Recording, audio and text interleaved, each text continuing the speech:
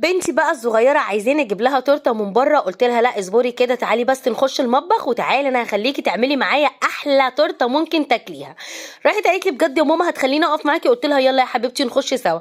المهم كان معايا كده ايه 3 حبات من الموز وبيضايه، هي دي كل المكونات اللي احنا نستخدمها معانا اللي ممكن تكون غاليه يعني. بعد كده هرسنا الموز لحد ما بقى قوامه معايا كده زي ما انت شايفه. وبعد كده على طول جبت بيضايه ونص كوبايه من الزيت ورشه من الفانيليا وكمان نص كوبايه من السكر وقلبتهم كويس قوي. بعد كده نزلت عليهم بالموز ونزلت بنص كوبايه من اللبن ومعلقه كده من الكاكاو ومعلقه من النشا معلقه من البيكنج باودر وقلبتهم كده مع بعض. بعد كده نزلت بكوبايه ونص من الدقيق. تمام، الدقيق بتاعي منخول ونزلت برضو نخلته تاني قدامكم كده. نزلت باول كوبايه وبعد كده نزلت بالنص التاني. هنا هروح اولع الفرن دلوقتي على طول على درجه حراره 180. تمام.